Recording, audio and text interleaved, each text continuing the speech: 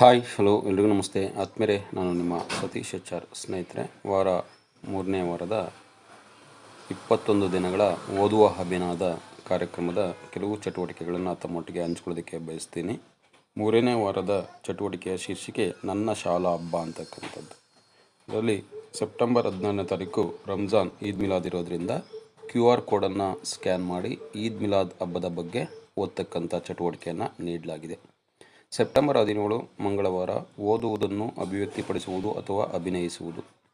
ಈ ಚಟುವಟಿಕೆಯ ನಿರ್ವಹಣೆ ಯಾವ ರೀತಿ ಅಂತೇಳಿದರೆ, ಮಕ್ಕಳು ನಾಟಕ ಅಥವಾ ಕಥೆಯ ತುಣುಕನ್ನು ತೆಗೆದುಕೊಂಡು ಅದನ್ನು ಅಭಿವ್ಯಕ್ತಿಯೊಂದಿಗೆ ಓದುವುದು ಅಥವಾ ಈ ದಿನ ನಂತರ ಆ ಕಥೆಯ ತುಣುಕನ್ನು ಅಭಿನಯ ಮಾಡುವುದು. ಸೆಪ್ಟೆಂಬರ್ 18 ಬುಧವಾರ ಅರ್ಥಗ್ರಹಿಕೆ ಮತ್ತು ಚಿತ್ರಕಲೆ ಅಂತಕ್ಕಂಥದ್ದು. ಶಿಕ್ಷಕರು ಕಥಾ ಪುಸ್ತಕದಿಂದ ಒಂದು ಅಥವಾ ಹೆಚ್ಚು ಕಠಿಣ ಪದಗಳೊಂದಿಗೆ ವಾಕ್ಯವನ್ನು ಓದುತ್ತಾರೆ ಮತ್ತು ಮಕ್ಕಳು ಸಂದರ್ಭದಿಂದ ಪದದ ಅರ್ಥವನ್ನು ಅರ್ಥ ಮಾಡಿಕೊಳ್ಳುತ್ತಾರೆ ಮತ್ತು ಅದರಿಂದ ಹೊಸ ವಾಕ್ಯವನ್ನು ರೂಪಿಸುತ್ತಾರೆ. ತರಗತಿಯಲ್ಲಿ ಅಥವಾ ಪ್ರಾರ್ಥನಾ ಅಸೆಂಬ್ಲಿಯಲ್ಲಿ ಮಾಡಬಹುದು. ಕಥೆಯಿಂದ ತಮ್ಮ ನೆಚ್ಚಿನ ಪಾತ್ರದ ಚಿತ್ರವನ್ನು ಬಿಡಿಸಲು ಹಿರಿಯ ಮಕ್ಕಳಿಗೆ ಹೇಳುವುದು.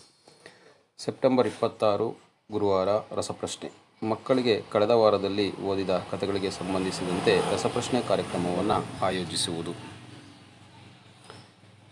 ನಂತರ 27ನೇ ತಾರೀಕು ಮಕ್ಕಳು ಸ್ವಂತ ಕಥೆಯನ್ನು ರಚಿಸುವುದು. ಮಕ್ಕಳು ತಮ್ಮದೇ ಆದ ಸ್ವಂತ ಕಥೆಯನ್ನು ರಚಿಸುವುದು ಮತ್ತು ಅದನ್ನು ಬರವಣಿಗೆಯಲ್ಲಿ ಮತ್ತು ಮೌಖಿಕವಾಗಿ ತಮ್ಮ ಸಹಪಾಠಿಗಳಿಗೆ ವ್ಯಕ್ತಪಡಿಸುವುದು.